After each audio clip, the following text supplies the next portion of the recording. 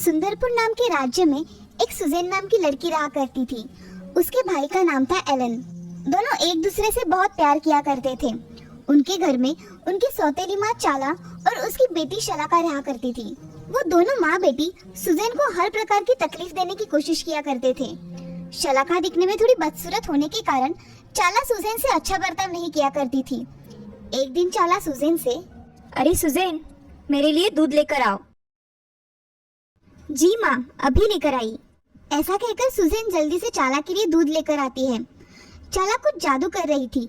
तभी सुजेन आवाज देती है, माँ, मैं आपके लिए दूध लेकर आई हूँ, वहाँ रख दो और यहाँ से दफा हो जाओ। जी। ऐसा कहकर सुजेन वहाँ से चली जाती है और उदास होकर बाहर आंगन में बैठती है। तभी उसका भाई एलन वहाँ आता है और सुजेन से, क्या हुआ सुजेन, तुम बड़ी उदास लग रही हो। कुछ नहीं भैया, कुछ नहीं हुआ है। मुझे सब पता है, मुझसे तो मत छुपाओ। भैया, माँ हमसे ऐसा व्यवहार क्यों करती है, जैसे हम उसके कोई नहीं है। तुम माँ की बातों को दिल पर मत लेना, मैं हूँ ना, तुम चिंता मत करो। हाँ भैया, तुम हो, इसलिए मुझे कोई चिंता नहीं है। ऐसा कहकर सुजेन अपने काम करने चली जाती है। ऐसे ही दिन बीत जाते हैं, मगर उसकी सौतेली माँ उन दोनों पे बहुत जुल्म करती है। उससे घर के सारे काम करवाती है। उसकी बेटी शलाका और वो दोनों दिन भर मजे में रहा करते थे। एलन भी अब दिन भर के काम करके उब गया था। एक दिन एलन और सुजेन वहाँ से भाग जाने की सोचते हैं और उसी रात वो दोनों घने जंगल में भाग जाते हैं और थककर एक पेड़ के नीचे सो जाते हैं। अगली सुबह घर में, सुजेन, मेरे लिए एक कप चाय लेकर आओ जल्दी। उसे कोई आवाज नहीं आती। वो फिर से आवाज लगाती है, सुजेन। तभी उसके समझ में आता है कि घर में कोई नहीं है। वो अपने कमरे में जाकर अपना जादू एक आईने पर डालकर देखती है कि सुजेन कहाँ पे है। तो उसे पता चलता है कि सुजेन और एलन जंगल में सो रहे हैं। अब वो बोलती है, अच्छा हुआ ये जंगल में चले गए, मुझे इन्हें घर से निकालने की नौबत ही नहीं आई। अब देखो कैसे मजा आता है। ऐसा कहकर चाला अपना जादू जंगल के पानी पर कर देती है। उन दोनों ने ये पानी पिया तो वो जानवर बन जाएंगे। हा हा हा। यहाँ सुजेन और एलन जंगल में उठ जाते हैं और उठने के बाद देखते हैं कि वो जंगल में बहुत दूर तक पहुँच गए हैं। उन्हें अब कोई नहीं ढूंढ सकता था। थोड़ी देर चलने के बाद एलन को बहुत प्यास लगती है। वो पानी पीने के लिए एक तालाब के पास चला जाता है और पानी हाथ में लेता है। तभी उसे तालाब से आवाज आती है कि, हे बच्चे, इस तालाब का पानी तुम नहीं पी सकते। अगर तुमने इसे पिया तो तुम जानवर बन जाओगे। भाई, तुम इस तालाब का पानी नहीं पियोगे, मुझे बहुत डर लगता है। उसकी ये बातें सुन एलन भी कुछ नहीं बोलता और पानी ना पीकर अब दोनों वहाँ से चले जाते हैं। तभी थोड़ी ही दूर चलने के बाद एलन सुजेन से, अगर मुझे आगे कोई पानी का तालाब मिला तो मैं उसमें से पानी पी जाऊंगा। मुझे सच में बहुत प्यास लगी है। हाँ भैया, ठीक है। अब एलन और सुजेन बहुत देर तक चलते रहते हैं, मगर उन्हें कहीं पानी नजर नहीं आता। अब एलन को पानी की आवाज सुनाई देती है। एलन सुजेन से, सुजेन, यहाँ मुझे पानी की आवाज सुनाई दे रही है, चलो वहाँ जाकर देखते हैं। हाँ चलो भैया।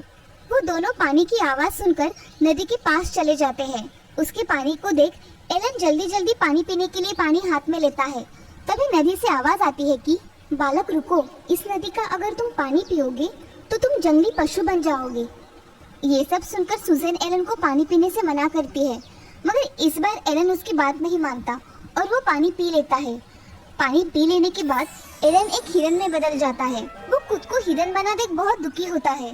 तभी सुजेन उससे कहती है कि, भाई, मैंने तुम्हें कहा था ना इस तालाब का पानी मत पियो, मगर तुमने नहीं सुना। अब तुम मुझे छोड़कर कहीं मत जाना। यहाँ जंगल में बहुत भयानक पशु होंगे, तुम्हारी जान को खतरा होगा। ये सब सुनकर हिरन रोने लगता है और सुजेन के गले लग जाता है। तभी कुछ देर चलने के बाद सुजेन को एक झोपड़ी दिखाई देती है, जिसमें रहने का कुछ सामान तो होता है, मगर उसमें कोई नहीं रहता था। ये देख सुजेन एलन से बोलती है, भैया, हम अब यही रहेंगे, हमारे लिए इससे अच्छी जगह कोई नहीं होगी। ये सुनकर हिरन गर्दन हिलाता है और बोलने की कोशिश करता है। तभी उसके मुंह से आवाज आती है, ठीक है मेरी बहना। एलन को बोलता हुआ देख सुजेन बहुत खुश हो जाती है और उसे गले लगा लेती है। अब वहाँ पड़ा हुआ कंबल साफ करके सुजेन और एलन उस पे सो जाते हैं। अगले दिन एलन और सुजेन दोनों मिलकर जंगल में बहुत घूमते हैं और कुछ खाने के लिए लेकर आते हैं। ऐसे ही बहुत दिन बीत जाते हैं, मगर अब सुजेन एलन को साथ लेकर जंगल में नहीं जाती थी, क्योंकि उसकी जान को खतरा था। इसीलिए उसके लिए ताजी घास घर में ही लेकर आया करती थी। अब एक दिन एलन सुजैन से, सुजैन कितने दिन हुए हैं मैं घर में हूँ, मुझे बाहर घूमने जाना है, मुझे जाने दो। ठीक है भैया, तुम जाओ, मगर जल्दी घर वापस आ जाना। हाँ सुजैन, मैं वापस आने तक दरवाजा नहीं खोलना, मैं 3 बार आवाज दूंगा तभी दरवाजा खोलना। हाँ ठीक है भैया, तुम आवाज दोगी तभी मैं दरवाजा खोलूंगी, मगर तुम जल्दी आना भैया। हाँ मेरे बहना।